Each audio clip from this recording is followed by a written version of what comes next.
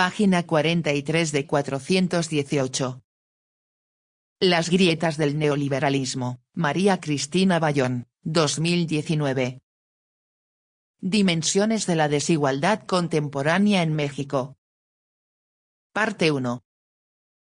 Riqueza, trabajo e ingresos en tiempos de neoliberalismo. Continuación del capítulo 1.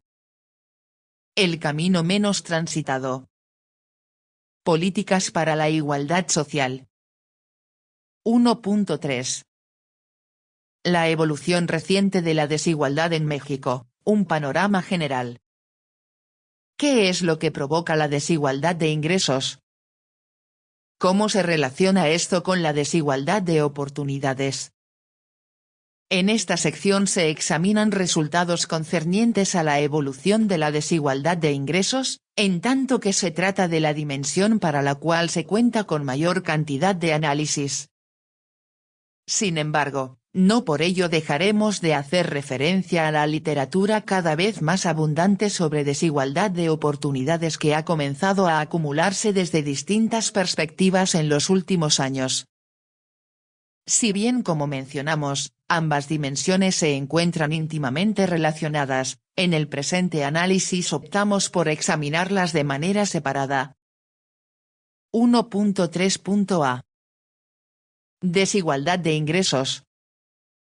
Comencemos por abordar el tema de las fuentes de información principales para dichos análisis, pues ello permitirá entender mejor la evolución reciente de la desigualdad de ingresos. La principal herramienta para analizar la dinámica en la distribución de los ingresos en el caso mexicano es la Encuesta Nacional de Ingreso y Gasto de los Hogares, ENIG. Dicha fuente recaba información sobre los ingresos y gastos de todos los miembros de cada uno de los hogares encuestados. Trata de identificar no solo el monto del ingreso de los hogares mexicanos y de sus miembros, sino las fuentes de las cuales provienen. Es decir, identificar si se obtienen como remuneración al trabajo, si provienen como rendimiento del capital o bien si provienen de una transferencia del gobierno. Pese a que dichas encuestas están diseñadas para capturar de la mejor manera posible esta información, ello no significa que estén exentas de problemas. En particular, sufren de los problemas de subdeclaración y de truncamiento. Aquella entraña que los entrevistados reportan un ingreso menor del que realmente perciben, lo cual hace imposible para el entrevistador verificar si están diciéndole o no la verdad. El problema de truncamiento, por su parte, se refiere al hecho de que estas encuestas difícilmente captan información sobre individuos muy ricos, en parte porque, dada la enorme concentración del ingreso en unas cuantas manos, constituyen una minoría que difícilmente sería seleccionada en la muestra del levantamiento, en parte porque es muy probable que se rehúsen a contestar la entrevista. Un rico difícilmente accederá a conceder una entrevista acerca de su estilo de vida, de sus ingresos. Ello lleva a que el ingreso agregado obtenido de la ENIC no necesariamente coincida con su equivalente de otras fuentes, por ejemplo, el Producto Interno Bruto, PIB. En particular, la ENIC subestima el monto de los ingresos derivados del capital, los cuales se encuentran concentrados en la parte más alta de la distribución de ingresos. En años recientes, la literatura sobre el análisis de desigualdad de ingresos ha ido incorporando distintas técnicas estadísticas para tratar de corregir el efecto que tales problemas de medición acarrean. Ello ha llevado a que los resultados obtenidos en la literatura que utilizan los datos sin corrección, estén siendo revisitados y reinterpretados a la luz de la nueva información. De tal modo, y de acuerdo con la literatura que utiliza la información de la ENIC sin realizar algún tipo de ajuste, de mediados de los 90 al primer lustro de los años 2000, la desigualdad en la distribución del ingreso total había disminuido.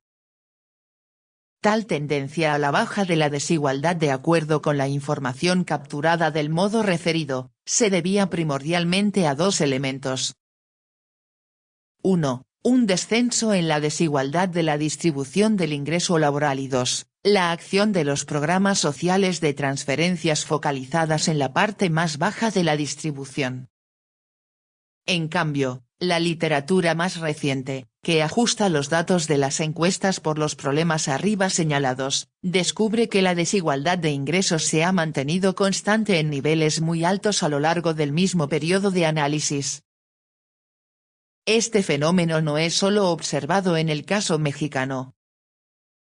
Investigaciones recientes para el caso brasileño apuntan a que las ganancias en términos de reducción de la desigualdad ocurridas en dicho país durante la primera década de este siglo, disminuyen sustancialmente una vez que los datos de las encuestas de ingreso-gasto se corrigen mediante otras fuentes de datos.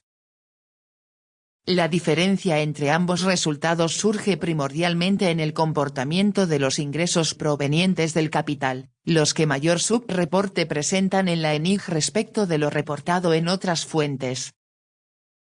Dentro de los diferentes resultados que componen esta literatura que corrige los datos de las encuestas por los problemas mencionados anteriormente, hay algunos de ellos que aparecen de manera recurrente en los distintos estudios, aun cuando proponen distintas metodologías de ajuste.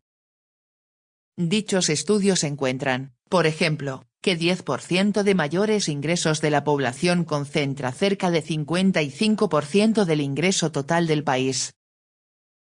A partir de otra metodología de ajuste de los datos de la ENIG para corregir el subreporte de ingresos, Reyes, Teruel y López obtienen como resultado que 10% de la población de mayores ingresos concentraba cerca de 67% del ingreso total del país en 2014. Una vez corregidos los datos de la ENIG, la medición más habitual de la desigualdad de ingresos, el coeficiente de Gini, sube de 0.45 a 0.63 de acuerdo con Bustos y Leiva o de 0.45 a 0.69 de acuerdo con Del Castillo Negrete, esto para el año 2012. Lo anterior entraña que la desigualdad en México, estimada ya con esas correcciones, se encuentra en niveles cercanos a los máximos observados en el mundo. La razón por la que el panorama sobre la desigualdad de ingresos cambia tan radicalmente al incorporar los ingresos del capital, se debe al efecto combinado de dos factores. Por un lado, el alto nivel de concentración de la propiedad del capital. De acuerdo con Del Castillo Negrete, cerca de 90% del valor de los activos de capital se encuentra concentrado en 10% de las empresas mientras que 80% de los activos financieros se halla en manos de 10% de la población.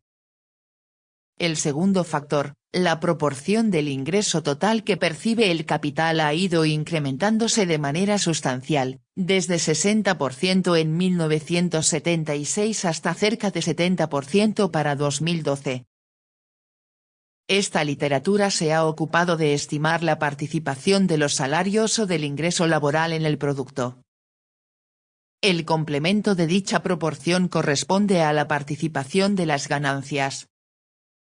La caída en la participación de los salarios y del ingreso laboral en el producto se debe principalmente, a su contracción en el sector de bienes comerciables causada a su vez, tanto por el lento crecimiento de la productividad en el sector informal de la economía como por la erosión de la participación de los salarios en el producto en Estados Unidos. De tal modo, una proporción creciente del ingreso total de la economía se ha dirigido hacia un sector relativamente pequeño de la población, lo que acrecienta la desigualdad del ingreso en la escala individual. Pese a que en términos agregados una mayor proporción del ingreso se ha dirigido hacia el capital, ello no significa que dentro del total recibido por el trabajo no hayan ocurrido cambios importantes. Como identificaron los estudios basados tanto en los datos aportados por la ENI como en los más recientes, la distribución del ingreso laboral se volvió menos desigual de mediados de los 90 a mediados de la primera década del siglo XXI. 1.3.b. Desigualdad de oportunidades. Detrás de los altos y constantes niveles de desigualdad de ingresos y de riqueza documentados por la literatura reseñada en la sección anterior, se encuentran distintos factores relacionados con la desigualdad de oportunidades en el país. Una manera indirecta de abordar la magnitud de esta es mediante el análisis de la movilidad social. La literatura de la que se dispone para el caso mexicano, reseñada por Vélez Grajales y Monroy Gómez Franco, apunta a que la movilidad social es baja dentro del contexto mundial y que aparecen altas tasas de persistencia de modo particular en los extremos de la distribución. Es decir, México es una sociedad donde la probabilidad de permanecer en el extremo superior de la distribución de riqueza al llegar a la vida adulta resulta muy alta, mayor a 50%, si se proviene de un hogar ya ubicado en esa parte de la distribución. El que nace en una familia con buen acceso a los ingresos, tiene gran posibilidad de seguir ahí, puesto que tiene grandes ventajas. De igual manera, si se nació en la parte más baja de la distribución, la probabilidad de permanecer en esa parte de la distribución de riqueza al alcanzar la edad adulta, resulta muy alta, mayor a 30%. Quien nace en familia pobre, seguramente seguirá siendo pobre cuando sea adulto, porque la cultura de la miseria, tiene un fuerte arraigo. En el caso del logro educativo, es posible observar que también hay una transmisión intergeneracional del mismo, en el sentido de que las personas cuyos padres alcanzaron la educación superior, cuentan con mayor probabilidad de alcanzar o rebasar el nivel medio superior que aquellas cuyos padres solo alcanzaron la educación básica. Lo anterior habla del peso que ejercen las condiciones de origen de las personas en su desarrollo futuro. Dentro de tales condiciones, una de las mayores generadoras de desigualdad es la desigualdad de ingreso entre las distintas regiones del país. TV escribe. Toda esa gente que vive en los cinturones de miseria, en colonias marginadas, siempre entrega hijos miserables al sistema. Los padres y los hijos tienen que trabajar para el patrón, sin descanso, si es que quieren sobrevivir y llevar una vida normal. Los autores escriben.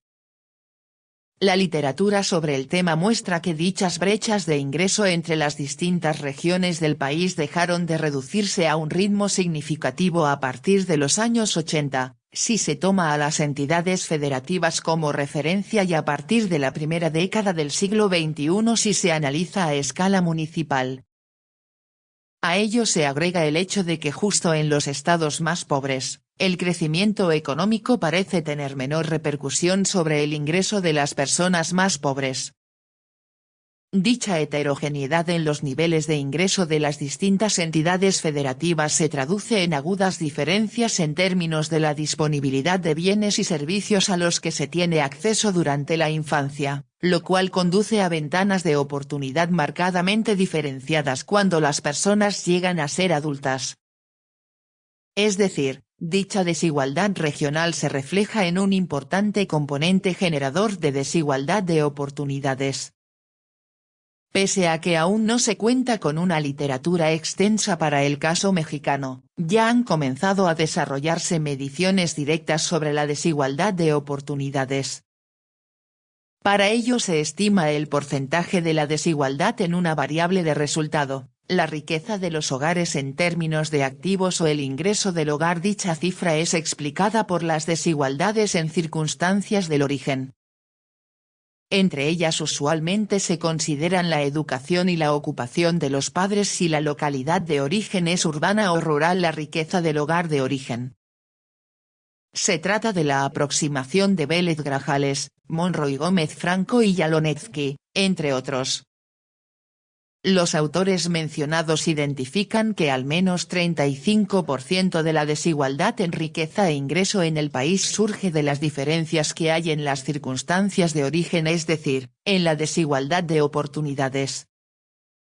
En un análisis de descomposición posterior, los mismos autores indican que las dos circunstancias de origen que mayor repercusión ejercen en la desigualdad de ingresos o de riqueza son: 1. El logro académico de los padres y 2. la riqueza del hogar de origen. Sugieren asimismo sumar a ellas las desigualdades ligadas con el género. En efecto, Arceo Gómez y Campos Vázquez apuntan que dicha circunstancia de origen genera desigualdades importantes en el ingreso laboral, lo cual genera un diferencial de 26% entre el ingreso percibido por los hombres y el percibido por las mujeres. Este diferencial salarial no se debe a diferencias en el nivel educativo, sino a los factores institucionales que penalizan el ingreso de ellas por el hecho de ser mujeres. En resumen, la evidencia muestra que México es un país donde los altos niveles de desigualdad de ingreso y de riqueza se han mantenido constantes en el mejor de los casos, en el transcurso del tiempo.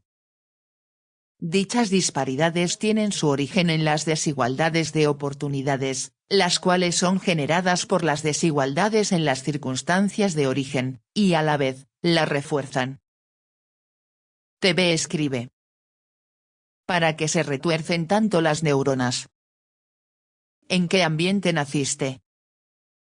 La colonia donde vives, te puedes ver si es marginada o pertenece al cinturón de miseria. ¿Cuál es el nivel académico de tus padres? ¿Cuál es la historia familiar respecto al empleo? ¿Quién nace en cuna de plata y pañales de seda, tiene ventajas? Un rico procura que todos sus hijos sigan siendo ricos, pero un pobre, poco puede hacer por sus hijos. Lo único que puede ayudar a un pobre, o con lo que puede ayudarse, es trabajar y estudiar, obtener grados académicos. Pero viviendo entre tanta gente de mentalidad de pobre, es muy difícil dejar de identificarse con ellos. Un niño o joven puede ser muy aplicado, muy brillante, con mente sagaz, pero como su círculo de influencia es de miseria, no tendrá manera de acceder a nuevas formas de pensar, siempre pensará como pobre. Página 49.